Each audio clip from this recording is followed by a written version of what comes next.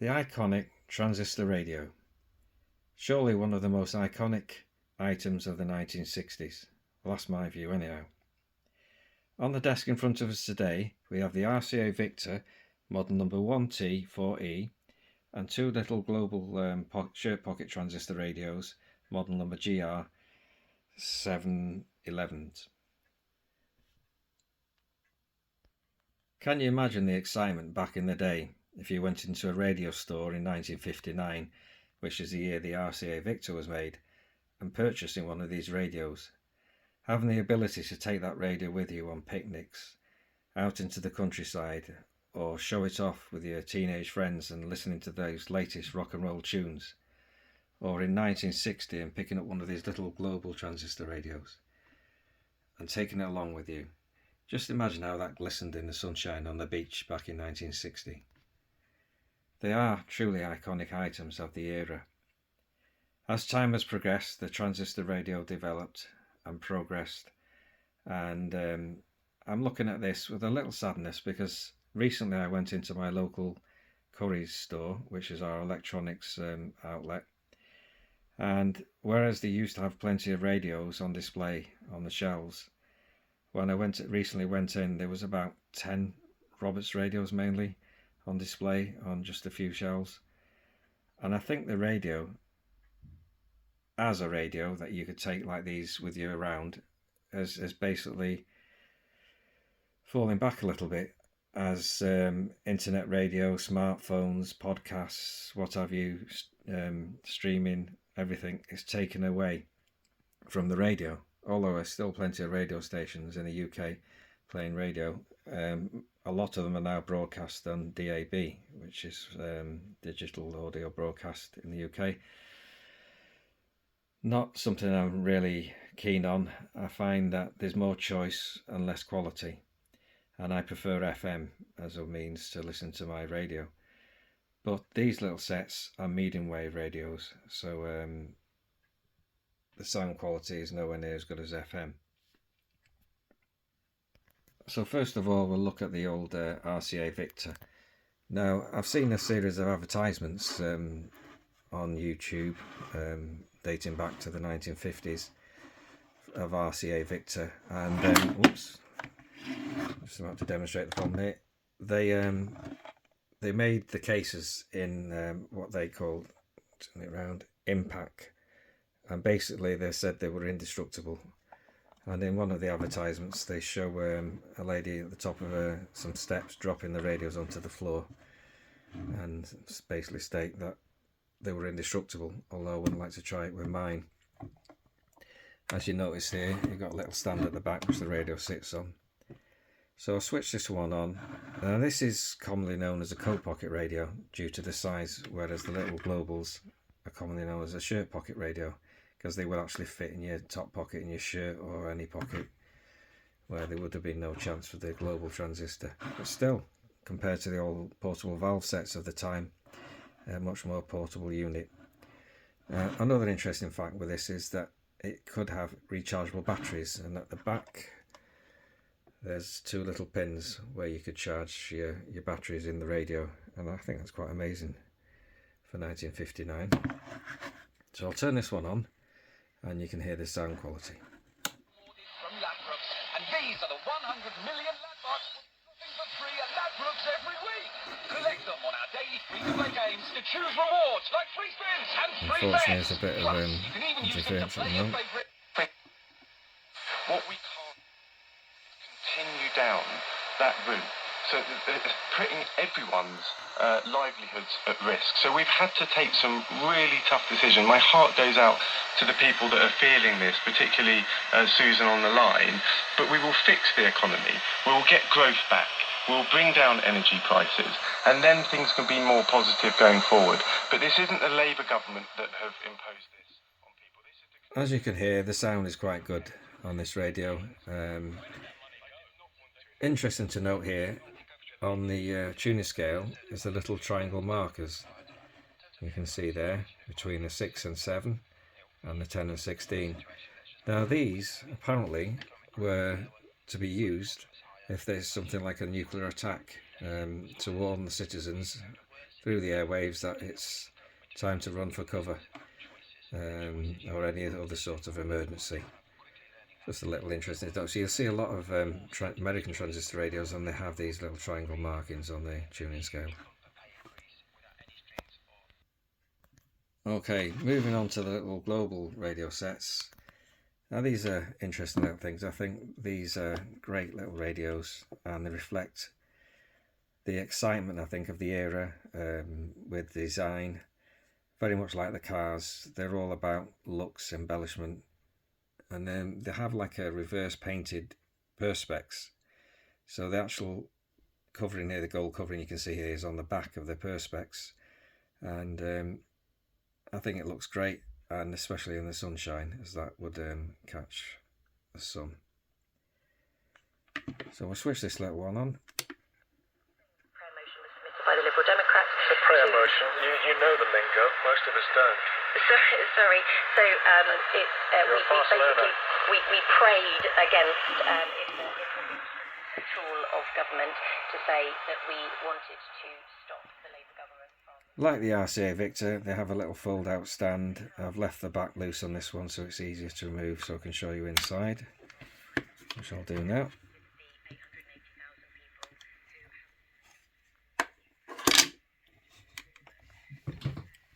As you can see, there's a printed circuit there, and the global manufacturer's label in there, the circuit diagram.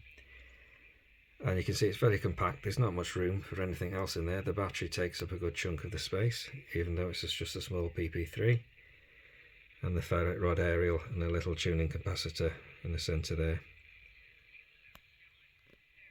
As you can see, this radio is in quite good condition. There's no cracks or anything on the case, which is quite common on these little transistor radios.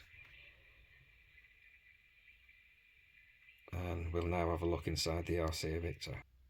Okay, to gain access to the inside of the RCA Victor, the back comes off with two little Phillips screws.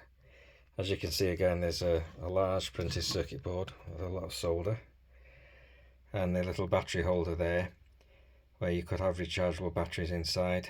As I previously said, you could charge these radios up. And there's the manufacturer's sticker with the serial number and the location of the Radio Corporation of America RCA Victor radio. So a lot larger in size, but again, like the other little global set, it's in excellent condition with no cracks or damage to the case. My own transistor radio journey started off with this little set here, which looks rather tired and battered, and it's been dropped and glued. But this went with me everywhere. So I had this one Christmas, I think it was around 1965, and I was delighted to have this, and I'd often listen to Radio Luxembourg late at night on this set. I did manage to pick up another one, which is similar to what mine would look like when it was new. Both these radios don't work. To me, a very important little radio, which started my interest in radio, which has never left me, to be honest. I think it's magic that you can just switch these little boxes on and hear tunes or people speaking over the airways, especially as a kid, and to have your own little radio which you can tune into whatever you wanted to listen to. It was great times. As you can see, size wise it's a lot smaller than the RCA Victor, but it's slightly larger than the little global sets. Just two more little sets just to show you how through the 1960s radios begin to shrink even further. And looking at the global set, we've got this wonderful little 6 transistor aerial set, which is again very similar, as a little stand at the back which should flick out, and a little Orion 7 transistor set here. The radio on the little aerial set actually works, but it takes a 9-volt battery, so a normal PP3 won't fit inside, so you just have to put connectors on the back and operate that radio. But it's amazing to see how these radios shrank in size from the original Regency TR1. So looking at the journey of the transistor radio regards to the UK, so originally we're looking at Bell Laboratories, who developed the transistor in 1947, and they then licensed the production of transistor radio to so many global companies, and I think there's around about 25 global companies bought the license to produce transistors and make their own transistor radios. As we know, in 1954 the Regency produced the TR1 along with Texas Instruments, which was basically the world's first transistor radio. But in the UK we were a little slower into the market, and instead of producing a little shirt pocket sized transistor radio, we produced something of this size. Now, this isn't Britain's first transistor radio, but it's arguably Britain's second transistor radio, and that's the PYE transistor radio you have in front of you here, which is P123BQ set. Now, Britain's first transistor radio was a PAM 710. So PAM was a subsidiary radio brand owned by PYE. PYE wasn't confident enough to put their own radio on the market. They produced a television set a while before, and it failed in vast numbers. So it kind of, they didn't want to damage their product, the branding of the PYE company, by releasing transistor radio and having the same thing if it turned out to be a disaster. So they produced the PAM 710. Now these sold in low numbers, probably around about less than 1,000, I should think, and that was in 1956, so 2 years after the Regency TR1. But in 1957 PYE released the radio in front of you here, which is the PYE P123BQ, and that sold in larger numbers, and there's quite a lot. You can pick these up quite cheap, whereas the PAM 710, if you could ever find one, I'm sure will be in the thousands now. Very similar to the Regency TR1, but these radios you can pick them up between 10 and 30-40 quid. Now this one is in excellent condition really, where they usually look quite tired, but mainly they do work. The one I have here intermittently works when I switch it on, so I'm not going to demonstrate that today, but I just wanted to show you the radio. A lot of transistor radios in the UK were made of wooden cabinets, and they're around about the same size as the radio you see in front of you here. So I'll just show you a few other British transistor radios of the early 1960s. Okay, so this is my GEC Transistor 7, which is model number BC501, which dates to around 1959. So again, it's an early set, and this one is in good condition, and it does actually work as well, so I'll show you that in a minute. You can see the difference in size to this compared to the shirt pocket radios made in Japan and some of the American coat pocket radios, such as the RCA Victor. So I'll switch this one on. Let's see if we can find. Who will be blamed in a sense. Names will be names, and named, and blames will be blamed, and all that. But so we'll leave it until then, and I know our MPs would have something to say about it, but we'll save that for later, and we'll save it for tomorrow. We'll be discussing it extensively, no doubt, on this programme. And apologies to Labour MP Mike Tapper, Conservative MP Dr Kieran Mullen, and Lib Dem MP Jess Brown Fuller. Our time together is necessarily shorter today, but you've all been... Okay, so you can see it's got quite good sound quality, which is helped by a large speaker and a wooden cabinet. So that's just one example of a very early British transistor radio made by GEC. So this is my little Colster Brandeis Scarlet Rhapsody radio, and you can see an original brochure showing the radio, demonstrating that it's portable and you could take it with you to picnics. This radio does work. It takes 2 PP9 batteries. But, just to show you what else was available. So we're into plastic here, but I think it's got nice styling cues to it. Slightly different than the wooden cabinet radios that were also available in the UK. I mean, as you can see looking at this brochure, some of the designs available in both wooden with Rexing covered and plastic cabinets. Okay, moving on to more modern times and the shirt pocket radio. They still do exist. Now, the little Sony radios at the back probably dates around 2000, and the little digital Sony radio there would date to around 2010. And in front of you here is a little Chinese radio, shirt pocket radio. Now I really like this. Very portable. They run on little phone batteries, which you can just plug in and recharge. So we'll have a look at the Sony. Now we're on to FM radio, which gets a better signal. As primarily plant-based, wave. and that is the twist you have in this book. Mariana, what did you think when you heard vegan? Well, I don't really mind, okay.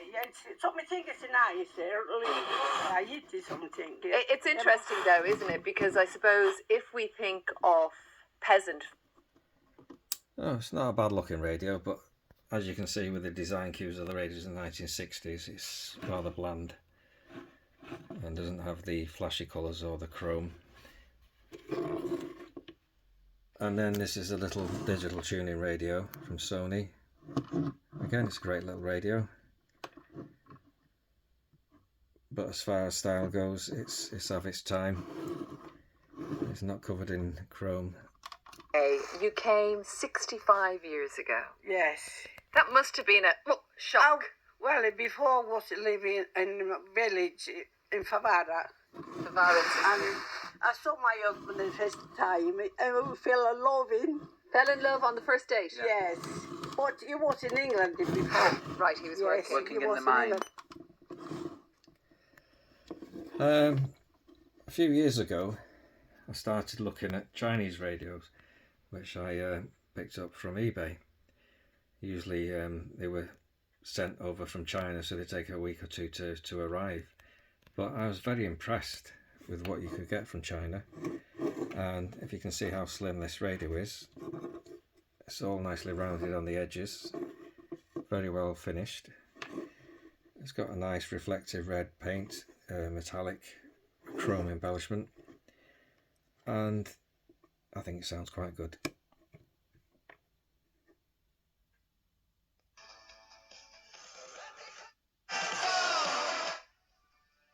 Unfortunately, I can't tune into the music.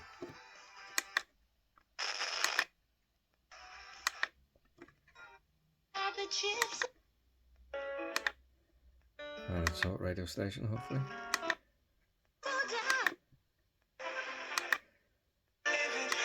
So this is an advantage that you can preset and store stations.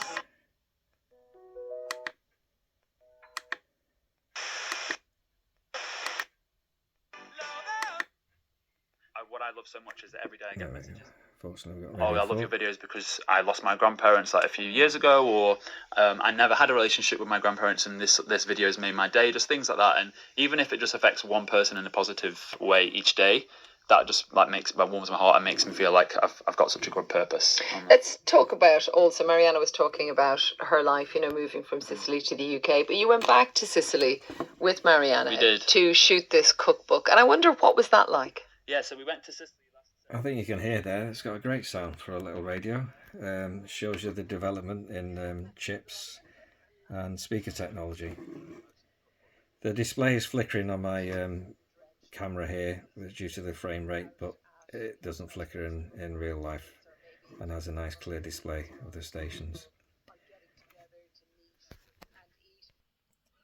So it's at this point I conclude my video, but I think we owe a very big thank you to America and Bell Laboratories, who developed the transistor radio in 1947, in 1947, and the Regency TR1 and Texas Instruments companies, who developed the first transistor radio for us all to enjoy. Well, we couldn't enjoy it, but that started off what we see here in front of you, and the transistor radio. And I'd like to thank you for watching, and hopefully you tune in again, and I'll do more videos on radios. Well, here's just a little selection of what we covered today. Notice the size of the little arrow there compared to the RCA Victor, the Orion, the Global, little Chinese radio, and the Sony radios. Thank you for watching, and please tune in again. Goodbye.